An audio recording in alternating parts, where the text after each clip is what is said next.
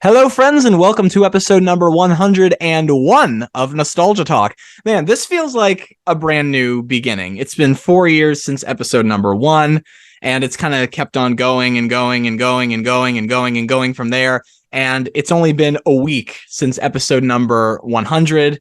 And here we are immediately following up from that. And also, I should probably mention a big thank you to all listeners who have commented their congratulations. I really appreciated reading all of the messages and hope that you guys come back for more. Before I introduce the guest, there is something I do want to address. Just a couple of weeks ago at the beginning of this month, I learned of the passing of my former neighbor, Frank Garner.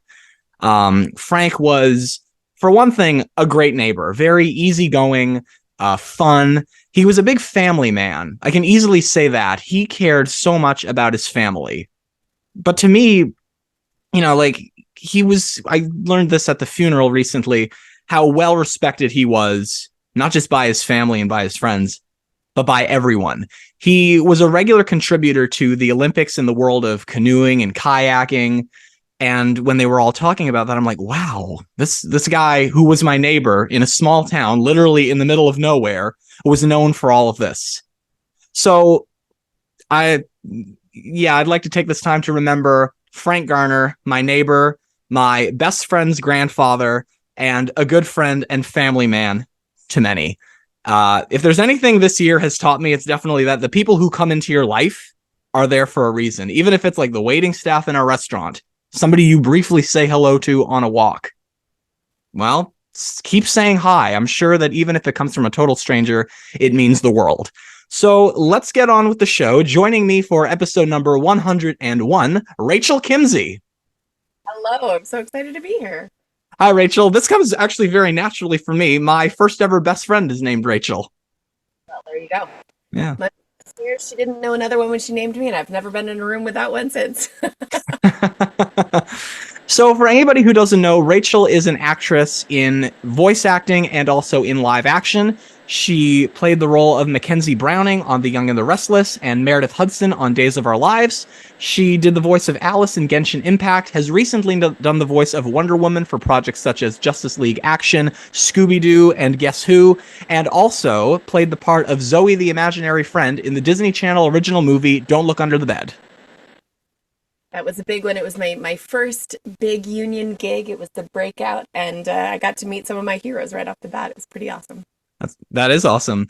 So let's start even before then. How did you first become interested in acting in general? I was that kid that always watched other kids do plays and watched performances and thought that's where I want to be, even though I was relatively shy in my real people life. But I didn't have the opportunity until even to do like a school play until I was like, Yeah, I had that on the question list if you ever did school plays, because I always talk to screen actors who are known for that, and usually school plays gets brought up a lot. I mean, I think it's the place where you begin to start exploring what moves you and what touches you. And for a lot of kids, this is something I've discovered working in children's entertainment too. Like for a lot of kids, it takes several years before you realize that the thing you're watching is made by somebody and with somebody. Like under the age of about 6 or 7, kids don't really understand there's a human being doing the voice of a cartoon character, or that the people on TV, they might know that they're not real, but the idea that that's somebody's job and a thing they get to do doesn't quite solidify. So I feel like for a lot of us, like it's not like you can watch that and dream of that being your life. You just sort of start feeling something, and then maybe that you get a chance to talk in school, and maybe you get a chance to do a skit, and then maybe the school does a play, and that's where you start kind of scratching that itch and watching it grow. And that was certainly the case for me. I didn't have a lot of opportunities in school, so I was like longing for it. And every time it came to me, I just dove in wholehearted, full teeth into everything I could get. I went to 2 high schools, and at my first high school, apparently my drama teacher had always sworn she would never do Shakespeare because it's just so hard with high school students. But myself and two of my friends were so passionate about it So she was like, all right, let's do it. We're gonna do our very first Shakespeare at this high school. We did Midsummer Night's Dream, and it was that thing where I was like, oh, this is the feeling I want to chase for the rest of my life. This is the thing that I want to spend my time doing. I like the way it makes me feel, and I like seeing the way it makes the people watching feel. And for me, it was kind of all downhill from there. I was even a theater major in college, Ooh. which I don't recommend. Oh. Financial investment to get your bachelor's degree in acting, but I'm actually doing it for a living, so I guess it worked for me. Um, but yeah, it was, and I remember I had a roommate in college who was like, "How did you declare a major?" I was like, "There's only one thing I want to do with my life." But I really want to get a college education, so I figured I should get my degree in it so that then I'd have a good reason to stay instead of leave. That's fair. So I've talked to some actors who, again, are known generally as screen actors, like one of the kids from Home Alone, which nobody believes me when I tell them that. Um, there was an actor from a show called Erie, Indiana, and a lot of them would often do commercials. Did you do commercials before? My mother to let me audition for commercials, and she was like, I have other children. I'm not driving you to audition. When I graduated from college and moved to New York City with no money and two suitcases, one of the first things that I did was start looking around at commercials. And of course, there was a SAG commercial strike for like 6 months that year. And so there was even less work for new people at that time. So when somebody gave me a shot, I dove into it, but it was funny. Like that was a specific bar that I was like, yeah, that's the way in. And it just was not available to me to try for the longest time. But are you ready for my weird Schwab story? By The all way means. I stumbled into voiceover was at an on-camera audition. I do not remember what the audition was for, but I was sitting there in person in New York City in some tiny little office, and somebody goes, "Hey, can you come over and read this?" And I read a Kodak commercial, and that was the first voiceover I ever booked. A career path does not start auditioning for something else where somebody hears you and says, "Hey, read this," and then you book the job. That's not how it works, except that that's how it worked for me. Yeah, I So, guess when it comes to actors, everybody comes into it through different ways. and everybody has some kismet story, and you can't ever recreate that kismet. You just kind of start stumbling in the direction that you want to go, and something pays off, and then something else pays off, and you look back at the path and you're like, oh, that's how that worked. But it is funny that I never did very much commercial work, even though I wanted to. But my first voiceover job was because I was sitting to do an on-camera job that I didn't book, but I did get the Kodak campaign. Nice. You mentioned that your first big role, your breakthrough role, was Disney Channel's Don't Look Under the Bed, which I just recently watched for Halloween. One of my friends sent me a meme of it on social media. She's like, "Have you ever seen this?" And I was like, "I don't think I have." And I'm a massive Disney kid, so I was pretty surprised because Disney Channel is my era. So I went right to Disney Plus. I was like, it's got to be on Disney Plus. And there it was. And I just spent the night watching it. And it was really well done, I have to say. What was it like to be a part of that? For me, it was absolutely magical. It was my first union project. It was my first like professional actor job. Even the audition process was novel and educational for me because up until then, I had been planning on doing theater. I was like, I want to chase that Shakespeare thing. And then I made this movie and I was like, making movies is really fun though. Um, and I got to do an accent, which was great because I had just been doing study abroad in England. So I was like, sure, I can do that. And now I look back and I'm like, it's fine, it's fine. But it was an amazing experience. It was like this, the wig and the costume and the makeup was this like high drama porcelain doll kind of thing. And by chance, Erin Chambers, who was the lead in the movie, she and I went to college together. We didn't know each other super well, but we like crossed in the hallways and like we have our circles of friends overlap very deeply. And for the last 25 years, we have continued to see each other at auditions and at work. And that feeling of like, oh, that was where we both started was really special because we both kind of knew that that was the beginning of the rest of our lives. And when I did Justice League Action, one day I walked into the room and Stephen Tobolowsky was there. And I was like, finally, I get to tell you.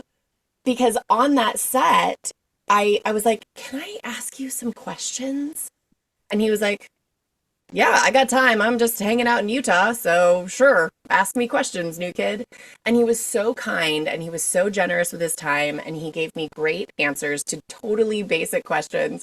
And I was able to tell him, I was like, you made such a big difference to me on my very first ever movie. And he was like, I loved shooting that movie. We had such a great time. Did he remember you? Oh, he did. Wow. A short amount of time, but it was such a specific project. He's also got the most incredible memory of almost anyone I've ever met. If you have stories, you must. He's one of my favorite actors. He's absolutely one of my favorites. But it was one of those great, full circle moments where I was like, you were somebody that I knew of and admired, and then you were somebody who was kind and polite and generous to me. And then when I met you again, you were on the show where I was the lead and you were supporting, and like that is the most uncanny experience. And at every stage in there, full of generosity and kindness and talent and just an open-heartedness that you can't recreate. It's really exciting. A couple of weeks ago, when I was at the con I was telling you about before we started recording, Chad Michael Murray was there. He shoots Sullivan's Crossing close to where I live. And so he's always a regular at our con in the last few years. So I met him at last year's con. And this year I went up to him and I said, I don't know if you remember me from last year. And he said, yeah, I do. I said, well, hi, Chad. It's good to see you again. And I kind of added, this calendar year has been somewhat trying for me. Am I saying it was bad? No. I mean, it's not over yet. But when I heard that, and I said to Chad, when I heard that you were going to be back at HalCon, I thought, what a nice thing for such a nice and humble man to be back here. Because like we'd walk past each other all the time last year at the con, and he'd be like, hi, James. And one person's like, who the hell is James? And how did you get Chad to say hi to you? That's the best part is that if you connect with people as a human being, all of a sudden there's a reason to be remembered and a reason to say hi. Meeting people is one of the best parts of this job. Mm-hmm. So what was it like to appear on the drama show Heroes? It was such a dream come true for me. Mm-hmm. I've been really, really lucky. For me, in my humble opinion, season 1 of Heroes is one of the most perfectly crafted seasons of television. Like the idea that you start with a question and answer that question over. Like I was so excited to be a part of it. The audition was one of those where I was like, getting to audition for this show and this role, no one will ever take that away from me. One of the basic pieces of advice that actors who've been around will say to young actors, that young actors are like, sure, is you have to do the job in the audition room because you might not get the job on set. So do the job in the audition room because that's your captive audience, right? And it's so easy to like lose that mindset over years and years of rejection because that's just what the job is. But I remember walking into that room and going, this is my room. I am a superhero today and no one will ever be able to take it away from me. And every once in a while, like sometimes when you read a script, you have to do like, you're doing like your work and you're putting your background in. This was one where I was like, I know it. I know what it looked like when her power started to emerge. I know what it looked like when she was doing the things that accidentally started crafting stuff. I know how she tried to hide it from people by doing, and like, it was just one of those things I just knew. And so like there was body language and a vocal thing that just, I didn't have to do work on. It just made sense. And so I was like, I get to be her. And I walked into the audition room and they gave me the job before I left the room because luckily, what was so complete for me made sense to them too. Wow. And like that doesn't always happen, but like it was such a satisfying experience because I was like, I just get this in my bones. And as long as I give what I got, they can't take it away from me. It's my 5 minutes forever. And instead they were like, hey, come play with us and it'll be great. And it was, for me, it was amazing to get to see it all like come to life. And the way that is hard to explain unless you've been on a set is like that show did mostly practical effects for as much stuff as we could do. Like I had this big what's the word I'm looking for? Like I changed bodies like 5 times in the episode. And like a bodysuit for the character? Shapeshift. I shapeshifted. Oh, okay. Okay. But we did it practically and we did it in camera and we did it in one take where the camera would like move around the room to catch Siler's point of view, and then when it turned back, another actor had stepped in to do their bit, and then it would turn, and like getting to be on set to watch technicians make this camera move that made magic happen in the room and getting to be a part of it. And then like Zach Quinto booked Spock on the weekend that we were shooting, that we shot like over one weekend into the next, and like the news came out that he booked Spock that weekend. We all came back, we're like, oh my god, your world is about to change. It's so nice. Cool. This guy to work with, like we had the best time. And so like, and the writers on that show, like I, as a comic book reader, I nerded out so hard. like Jeff Loeb is on this show, and like the writers on my episode were so cool. So for me, it was a total fantasy project. I was like, oh, this is everything I ever wanted to do, and I get to do it here. And all I wanted was to do it more, but we did as much as we had. It was fine. Mm-hmm. I will tell you one funny story though. Okay. So not everything can happen in camera. Some of it has to be effects. So there's the scene on the beach, right? And I'm sitting in the sand and I'm in this lounge chair and there's this umbrella. Well, the fun of effects is they built that beach in a parking lot of a TV studio. So they brought all the sand and it's all boarded in, the chair's there and the umbrella is there, and there's this big blue backdrop behind us. And then of course they cut in the sky and the ocean, so it looks like we're on a beach later. Mm. But I'm like really in the sand. I'm really at the right. So I had just not too long before that been in a really bad motorcycle accident and broken my leg in several places. And oh my god, I'm sorry to hear that. Had to have it put back together and had to learn to walk and all of this stuff, right? So I have this massive scar on my lower. And of course, the first shot is my 1-2 feet dropping into the scene. My dad calls me up after watching. He's like, Rach, it was amazing. You can't see your scar at all. I was like, Dad, they made an ocean. They can take out my scar. It's just one of those great moments where like so many of the effects were practical and real that it didn't even occur to my dad. I was like, they just took the like CGI tool and went and they washed my scar out. The makeup team was great, but then they just were like, we can add an ocean. We can take this away. Did they like shoot it on a green screen? The big blue cyc behind us, which is similar to a green screen. It's like a blue screen.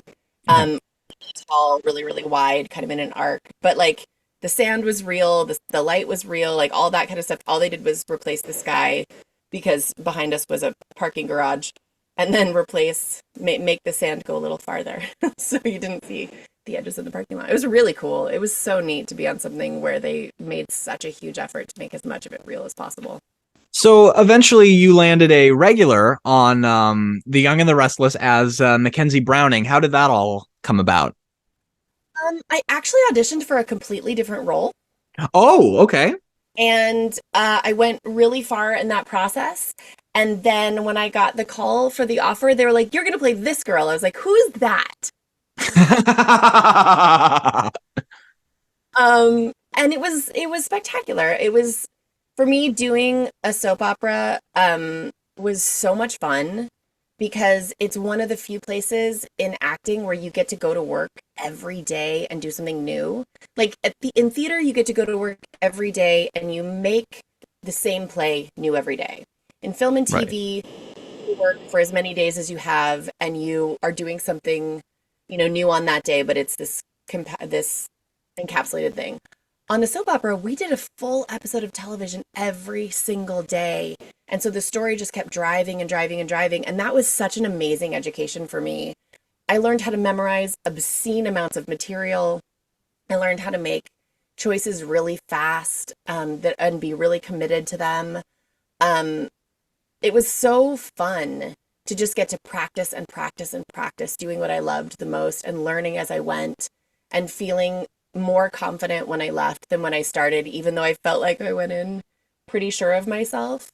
And for me, my experience was the cast and crew were some of the most kind, generous, lovely people. Like, I have heard that some shows didn't have that dynamic, but The Young and the Restless, like, it was a family, and it was fun. Everybody had a great time together, and I really loved it. I had a great time. And you only stayed on that show just for 1 year. I had a 3-year contract and they fired me. Oh.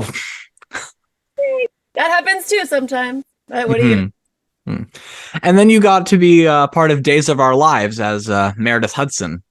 That was awesome. Getting to come in and be like a sneaky villain instead of being like a wholesome, like, teen character. I got to come in, and I think I tried to murder Rafe 5 different ways. And then, as a person who grew up loving Edgar Allan Poe, like, bricking him while he's passed out alive in a basement, I was like, this is my Cask of Amontillado moment. Like, and speaking of real practical effects, like, I had real bricks and real mortar and real masonry tools, and I was like, I'm gonna build this wall. You tell me how many takes I've got. I'm gonna build this wall. It was so much fun. And then he threw me in a river, and we never saw me again, which is also one of the fun parts of a soap opera. So technically, I could come back at any time. Yeah, probably as a ghost. Back days, bring me back. Or as somebody's old imaginary friend who is disguised as the boogeyman. Right. Yes. And it was great too, because on that one, I got to work with, this is why I needed to check names. I got to work with Alison Sweeney, who was hosting The Biggest Loser at the time. And so she would come in and she would shoot like 3 or 4 episodes in one day. And I cannot tell you what it looks like to watch somebody who has put 200 pages of original material in their head in a day execute it. Like, it was my God. It was very, 10 to 30 pages for an episode is common. You're doing 3 or 4 or 5 episodes, and she had heavy arcs, and she'd been on the show forever. So she just, like, her memory muscle is so big. Like, just watching somebody pull that off was so inspiring to me. I was like, you get all of the awards, in my opinion, just because technically doing what you're doing with the consistency that you're doing, and then going to do the other job the other day, like, it was awesome. It was such a cool experience. So at the start, we were talking a little bit about how you got into voice acting from awaiting an audition for a screen acting part. And then it's like, hey, you seem to have a good voice. And I kind of got in. I mostly do behind the scenes work, but I've told this story on the podcast before. On the first show I ever worked on, we were a tiny crew. And sometimes they would ask the production assistants, which including me, there was like maybe 5 or 6. They would ask the production assistants, can somebody just play this character? Or at one point, they needed one of them to do a scratch voice for this animated character. And I offered to do the scratch voice. And then I'm thinking, okay, well, if I'm going to do the scratch voice, I might as well not just use my own voice. So I read the script, and I ended up really surprising myself. I did this ominous ghost, which was what the character was. And I said, can I play the character? And they said, sure. And in the sound test, the director told me to do the ghost voice for the set. Well, he just told me to talk into the mic, but he didn't tell me to do the ghost voice for the sound check. And I did an impression of Judge Judy, and they ended up deciding that that's what they wanted the character to sound like. And my first thought was, I'm not doing Judge Judy to play this character. You don't get to tell the director they're wrong. It's your job to facilitate the director's vision. You did Judy. You're stuck with it. They don't keep me here because I'm gorgeous and 5'10", although I am. go. I love that.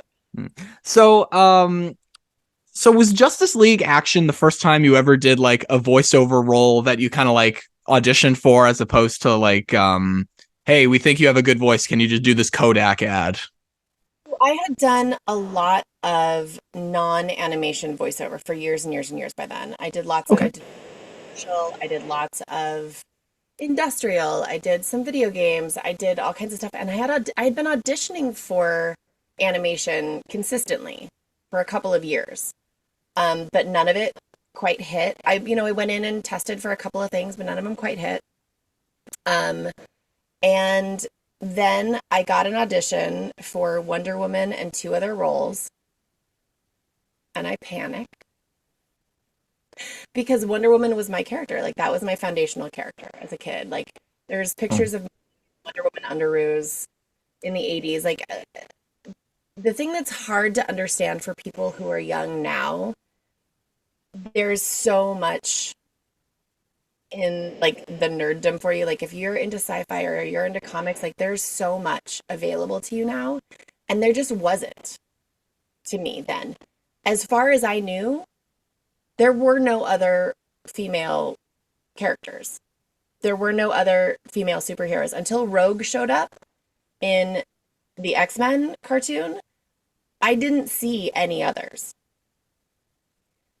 No, some of that was probably my upbringing. My parents weren't exactly taking me to comic book stores. But so for me, Wonder Woman was like that foundational character. And I panicked when I got it. I was like, I'm not worthy. I'm not ready. I don't know what, like, so I did the other two auditions and I felt good about them. I was like, those are really good. I'm like, all right, cool. And then I still had Wonder Woman to do. And I was like, I can't not send it. But what does she sound like? And there are some characters where like you think of them and you think of this like sound or this feel, and I didn't have that, even though she was a core character for me.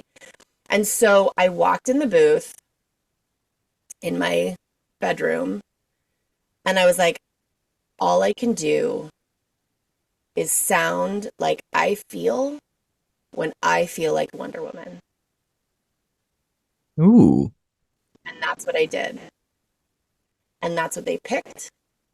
And I am so lucky. I will be lucky forever that the choice to say the best I can do is to feel the way I feel, to allow myself the permission to feel all the way there and just hope that that works for them. And if it doesn't, it's not my problem because I gave it to you.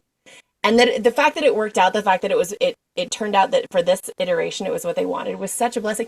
And then the worst thing would happen. Sometimes on the show they were like, "We love what you're doing so much that we're starting to write for you, so we're not doing the old Wonder Woman thing." I was like, I don't know. And like there are some extraordinary actresses who I deeply love. Susan Eisenberg is incredible. Gretel Isle is incredible. Like actresses who have done amazing work as Wonder Woman. But for whatever reason, those weren't the voices that I heard in my head. So when they're like, we're trying something different because you're bringing something different to the table, I was like, I don't know what I'm doing that's different.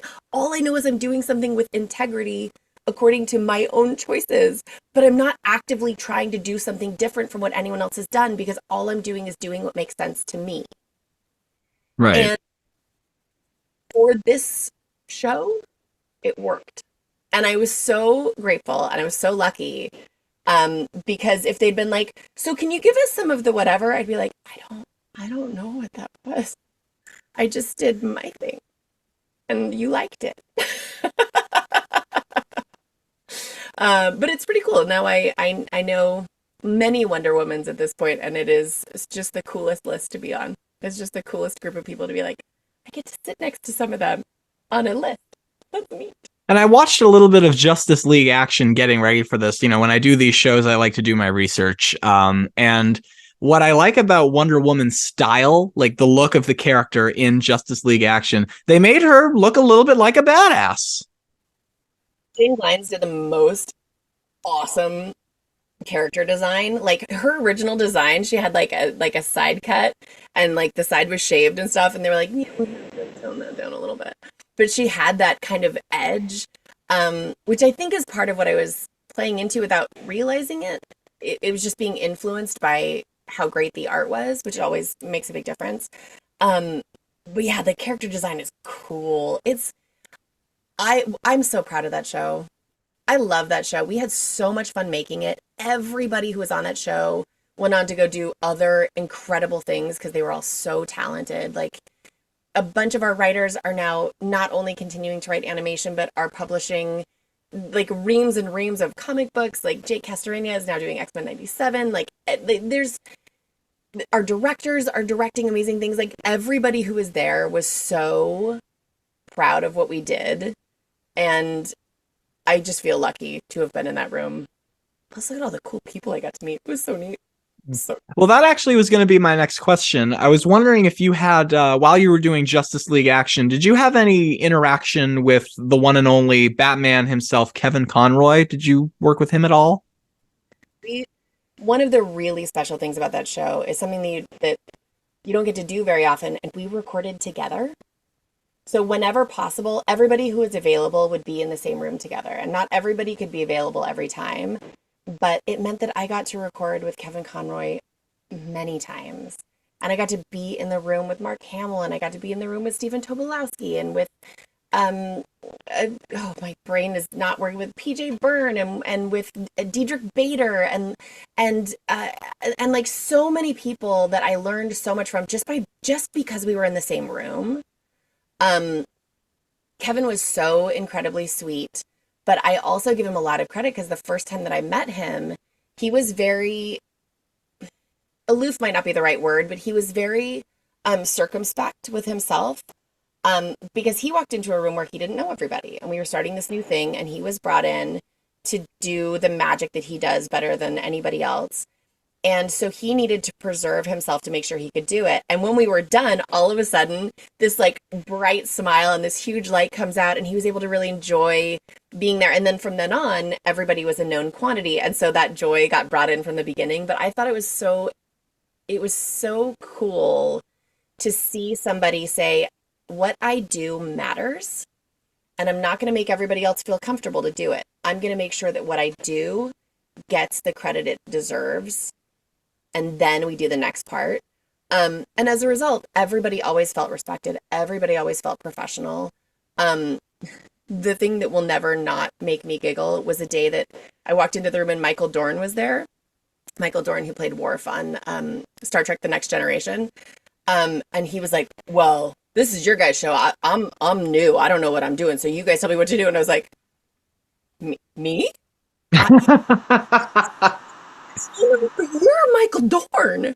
And of course, he's gone on to do tons of voiceover since that day because he's an extraordinary actor. But it was one of those moments where I was like, it's like give the people their flowers, right? He's like, no, I have enough confidence in my own artistry that I can say I know what I know and I know what I don't. And I was like, that means that I'm not the new kid here anymore. And that was really cool for me because I still felt very much like the new kid every time, but it was awesome. That's great that on that show, and also, as you said, Don't Look Under the Bed, you got to work with a lot of people who you admire. Yeah, it's all basically a full circle moment for you. I love that. I mean, when you have a dream and your dream requires you to stay in it for life, hopefully you get to have those moments over and over again. And some of them are small and some of them are big. And I've been incredibly lucky to work on some stuff I'm just so proud of. I think I have a lot fewer horror stories than other people. I have mounds and piles and stacks of rejection stories. There are so many jobs I did not get. But the things that I have worked on almost universally have been a really great experience, and for that I'm incredibly grateful. I've been really, really lucky. Awesome. I have a good time no matter where I go. That's awesome. So what was it like to do Wonder Woman for the show Scooby Doo and Guess Who? Because I mean, Scooby Doo, like as we've been saying, that's iconic stuff. I grew up on it. Who didn't grow up on Scooby Doo? And not only that, but my first, SAG-AFTRA is the Actors Union for on camera. Equity is the union for stage performers. My first equity job was playing Daphne in Scooby Doo that toured the country. Oh, And that's cool. I was like in on my Scooby lore. Not only did I like love the show growing up, but like I had literally lived Scooby Doo for like 9 months touring all over the country. And it was actually when that show finished was when I kind of accidentally moved to LA.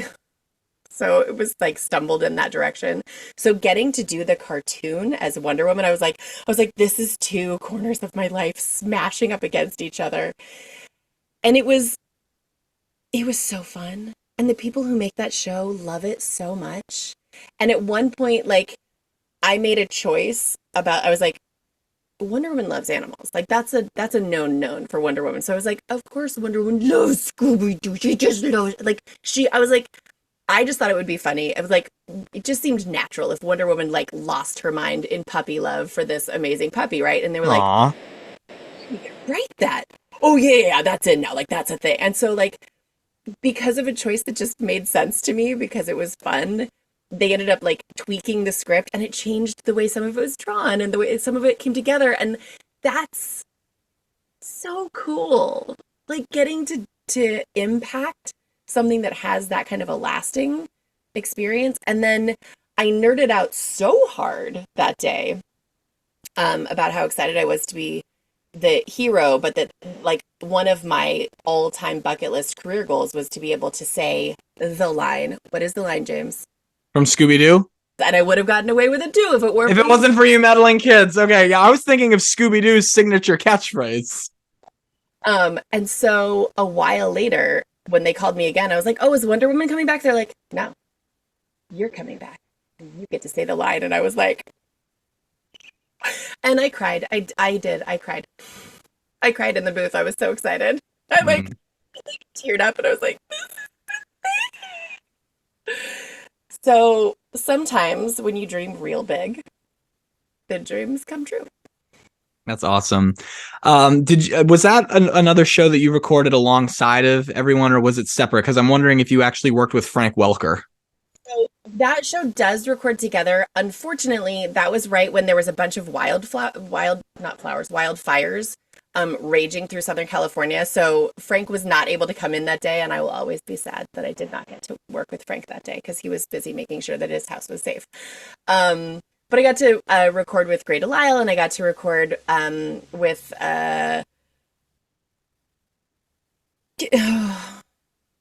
I had children and my brain doesn't work anymore. Kate I was going to guess Matthew Lillard. Lillard was working on another movie at the time, so he wasn't able to be there that day. But he's also lovely. I know I've met him briefly in a different piece of my life. He's this total sweetheart.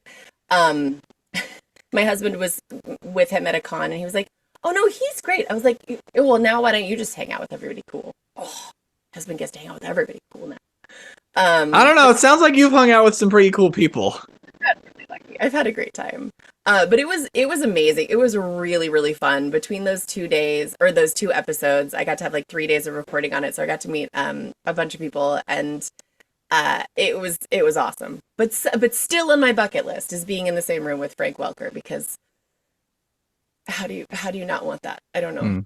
I don't know if you know Tania Gunati, who's an actress who's done animation. She did Transformers Prime, and she would usually record separately, but she was so used to like the physicality of being on screen and on camera with other actors that she would actually ask Frank Welker, "Could you maybe do this with me?" Yeah, it's interesting. Like that's one of the big transitions for on-camera actors when they come to do voiceover, is so much of what we do on camera is about making that eye contact and making it an interaction with the person in front of you, and like really listening to them and listening to their body language.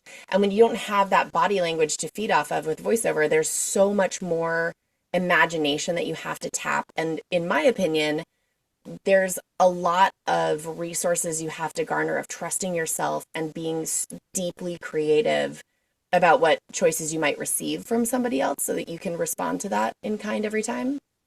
Because it's hard. It's a big transition. For a long time, I used to joke for a long time that in my voiceover career, the only thing I ever booked was commercial partner reads. And then I looked back in the past, I was like, oh, that's because I knew how to work with people. I wasn't ready to work on my own yet because it's hard. It's really hard. And the pros who really, really do it have a very special skill. And it is admirable. Like there are so many people that I just want to learn from them because you can go so deep on how richly creative it is. And you brought up X-Men 97, featuring, by the way, fellow Nova Scotian Lenore Zann. The coolest, who totally was fine when I cried when I met her the first time. She was so nice to me. I cry. It's a thing. I do it. I'm not judging. I mean, I wouldn't, like that's what it's like. They always say never meet your heroes, but whoever said that has never had the experiences that we've had. I'm so lucky that so many of my heroes are exactly the people I hoped they would be, and Lenore is absolutely one of them. And I showed up to the premiere. My husband plays Magneto in X-Men 97, and I'm very proud of him, and he's very, very talented. And when we went to the sort of, it was kind of a premiere experience, I did not wear red and purple. No, no, no. I wore green and yellow because I am a rogue girl. And so when I met Lenore, I was like, I love him, but I loved you first. And she's just a delight. She's awesome. And the crew of that show are some of the best people I've ever known. We're so proud of it, and I'm barely adjacent to it, and I'm still so proud of it. So how did, and also at that con I was at, another person from X-Men 97 was there, another fellow Canadian, Jennifer Hale. The best. She's one of the most talented people I could ever have imagined in my brain. And then you add to that she's brilliant. Like she's so smart. And that she is generous with all of her knowledge about voiceover and finances and life management. Like she has learned so many lessons being a pioneer in our field, being the first to do so many things, and she does not hold any of it. She gives it all away and out. Like she's an incredible woman and an artist at a level that most people could only ever dream of being. She's so cool. Yeah, I went to one of her Q&As at the con, and for one thing, the host got her to sing as Thorn from Scooby Doo. Makes me mad. Some of them that can sing that good. Oh. And then I have a video of her kind of talking like as a motivational speaker. I don't remember what about, but I guess I'd have to see it again. But like she got like a big round of applause for that. I posted on Instagram, Jennifer Hale, the motivational speaker who also does Cinderella and Thorn. She's amazing. The best compliment I can offer to her on X-Men 97 is I know her work very well. And when I hear her role, I do not see her face. And that to me is amazing. Hi, Jen, if you're listening. Because especially after you've been in it for a while, like I pride myself on my ear. There are so many times where I hear something, I'm like, I know exactly who that is. And I think it is so cool that when I hear her, I do not see her face. Similarly with, I've known Ray Chase for years. I do not see Ray's face when I hear him do Cyclops. And I've known AJ for a long time.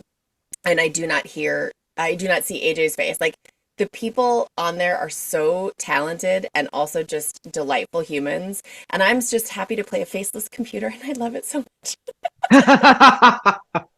Bring people back over and over so I can be his cube. I love it. So how did that, we were talking about our connections with the stars. How did X-Men 97 come about? That is a big question. How do you mean?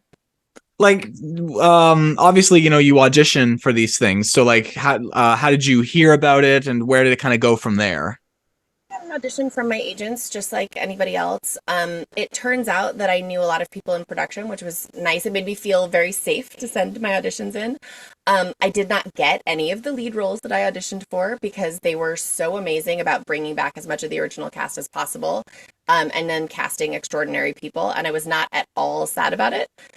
Because I was so happy to hand my husband into the hands of some of my favorite people in the animation world. which was amazing. And then over the course of the first season, they were like, "Is it okay if we send you this audition for this nameless, faceless cube?" I was like, "Yes, I will do anything. I will read for it happily. Thank you so much." And then they let me have it, which was very kind of them. It's awesome.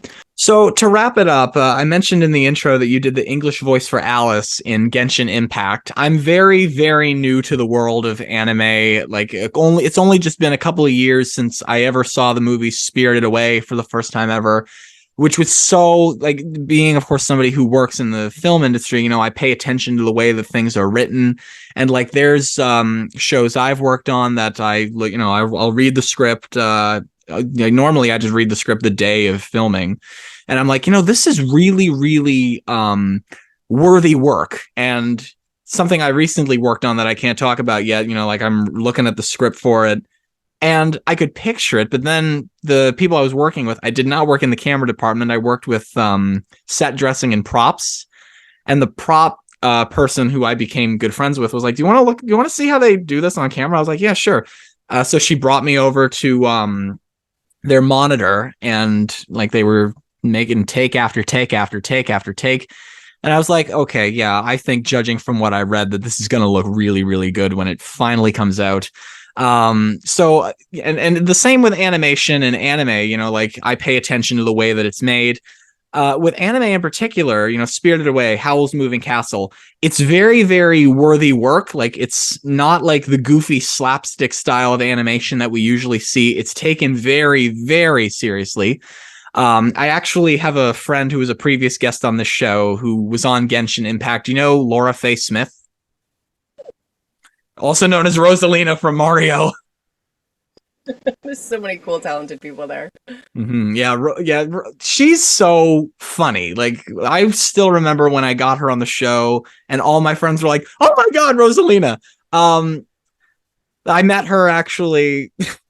It's a funny story. I met her at a virtual con during COVID, and it was timed. Our chat was timed, and I was going away, and so I emailed her when I came home, and I was like, "Hi, this is James Nobes. We met a few weeks ago. I don't know if you'd remember me, but we had a little chat. I was wondering if you'd like to come and be a guest on my podcast." And a couple of weeks later, she's like, "Oh my God, I do remember you," and she's still a very, very good friend of mine. That's so awesome. Mm-hmm. So with anime in particular, my last guest was Tyler Bunch, who's a Muppet performer, but also has done dubbing for Pokemon.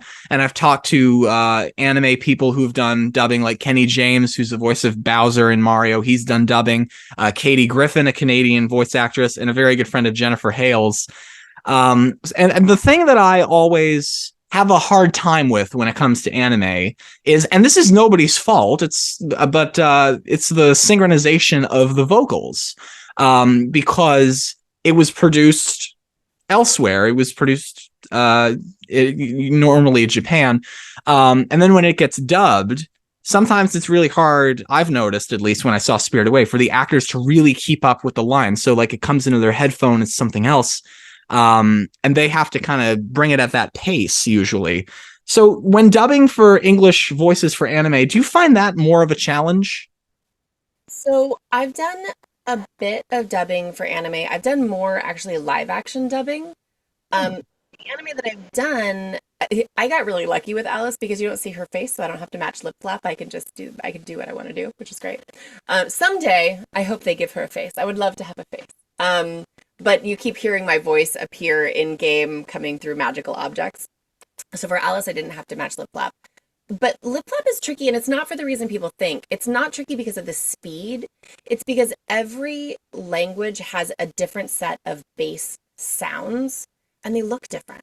And so the base sounds, it's not that Japanese is a faster language, it's that the base sounds are different. And so the shape of the mouth doesn't make the same shapes inherently that it does for romance languages like English, French, and Spanish. It's much easier to match other romance languages because the base sounds are the same. And so it's all a question of choosing the right words so that the words kind of match the shape, which is something that I've a Disney dub of Isla and the Waves, and it was originally in Spain, it's a Spain Spanish show as opposed to a Central or South American Spanish show. And so we found that dubbing that was a little bit easier, but then there was also sometimes like pace issues with just cultural differences in the way that people sort of express themselves. And so it's a lot of it is about really talented translators who aren't translating it word for word, but are translating it for the spirit of the line so that you can get words that match those flaps. But sometimes it's more important to have the integrity of the thought than it is to have the lip flap match. It's just like you wouldn't prefer to hear the words that match the shape of the lips and not get the intention of what's really happening. And so sometimes you just have to do your best to convey the scene as richly as a performer as possible and hope that people can look past the lips. Because it's hard. It's a really technical job. And another funny thing that a lot of people don't realize is most of the time, I imagine on like a really higher budget Miyazaki movie or something, they probably get to spend some time with it before, I would hope. But most of the time when you're doing dubbing, you watch it, then you record it, and maybe you get a second take. Like you just have to go. You just have to dive in and do your best to match that performance and give the intention and go with what was there. And sometimes just that pace makes it where for me, I always want to make sure I'm doing the best acting possible. And then somebody else's job is to make sure my lips match as best as possible. But it's tricky, and Americans aren't used to watching dubbing as much as other countries. I don't think it bothers people as much in a lot of other countries because I mean, because sometimes people don't really think about it as much. Yeah, and it varies a lot.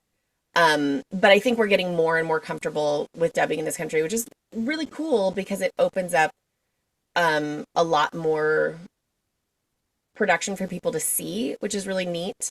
For whatever reason, lots of people aren't available to or willing to watch subtitles, but are willing to watch a dub because they've got other stuff going on and they need to be able to hear it instead. And I think it's really cool that we're getting the opportunity to see more and more new material with that. And there's so much anime that I have to catch up on. And so I'm really impressed with the dubbing actors who do that. And I love listening to their choices and saying like, okay, they got the energy of the line, and the energy is what sells the scene.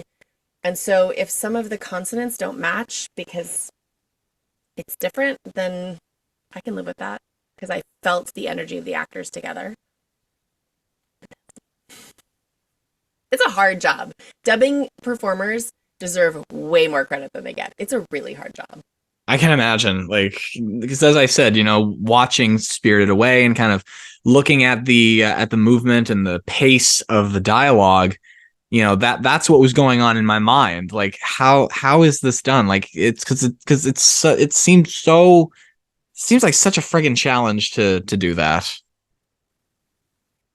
It's cool to watch true practitioners do what they do best. Yeah, fair enough. Well, that's all I've got here. Is there anything you want to say to wrap up?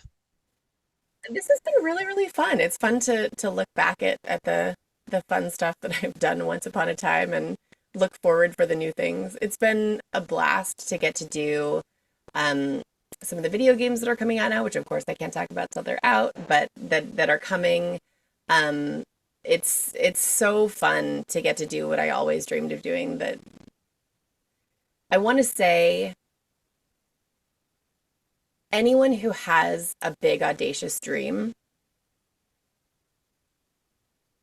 it belongs to you and you can own it and you can live in it as long as you commit to staying in it. Because it does not mean that it will be easy. There have been many times where I wondered if I should change my life entirely because the fight was so hard. But a big part of especially making in the arts is just sticking around. Just stay. Just still be here. Which isn't always easy to do, but every time I look back at the work that I've gotten to do and the people that I've gotten to work with, I remember that I was a kid who was barely allowed to watch television. I was specifically forbidden from watching soap operas. We weren't allowed to have the Disney Channel because my parents wouldn't pay for cable. And now a lot of your most well-known stuff falls under that category. It's like, I knew something about myself that needed a place to be expressed. And I found it. And I found it over and over again, even though it wasn't always available to me as a consumer, growing up. And so if you have that big dream, there's no guarantee that it can come true, but I promise you, it's more possible than you want to believe. I never booked a cartoon until I booked Wonder Woman. That's not how that's supposed to happen, but it did. I never booked a voiceover until somebody heard me from the other side of the room and said, hey, come read this thing, kid. That's not how it's supposed to happen, but it did. I never did join that Shakespeare theater company. Maybe someday still. And that's okay. I met my husband at a voiceover agency Christmas party, and I have a husband and 3 kids and a little homestead because of voiceover. That was never my dream, but I love it. And now it's that's nice that you were able to form that from getting to do all these incredible things. There is the life that I have now could not have been possible with any other series of events, including all the no's, including all the rejection, including getting fired from my first big TV job. I didn't like that they put it on a magazine cover that they fired me. I thought that they were much nicer to other people that I happened to know they fired. Well, can I just say I'm honored to be able to interview somebody who was on the front cover of a magazine. But now I look back and I'm like, that's okay too. I learned a lot from that too. And it wasn't what I wanted. It wasn't what I chose. But if all of those things hadn't happened, I wouldn't have found myself here. And here is a place I wouldn't trade for anything in the world. So dream the big dream, fight the hard fight, and stick around. That's where the magic happens. I love that. I love that so much. Well, Rachel, thank you so much for joining me for Nostalgia Talk episode number 101. Pleasure. 101 feels magical. I like it. And to all listeners, be sure to go to Nostalgia Talk's social media, Facebook, Twitter. Links are in the description for details on episode number 102 and future shows. I'm also going to be starting up Nostalgia Talk Christmas bonus again. And for anybody who's new here, what that is I look back on because I always do these videos, Nostalgia Talk bonus, which are done in many different ways. Sometimes we look back on various projects, like individual projects, instead of just me gawking on with the guests about the various stuff that they've done.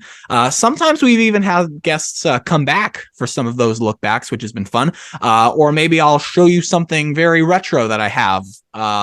Or maybe I'll just do like a clip show of previous shows. But of course, around Christmas time, I always do Nostalgia Talk Christmas bonus, where we look back on Christmas projects that we love and grew up with that maybe some people don't know about. And so the first one of that will be out soon, and I will see you very soon. Until then, hope you guys have a great Thanksgiving. Peace out. Hi, this is Stephanie DeBruzzo wishing Nostalgia Talk a happy 100th episode. So happy podiversary, or whatever it is that people call these things when they happen. Hi there, this is Peter Lintz. You might know me from such podcasts as Nostalgia Talk, episode number 78, and I'm here to wish James Nobes and the entire Nostalgia Talk team a very happy 100th episode.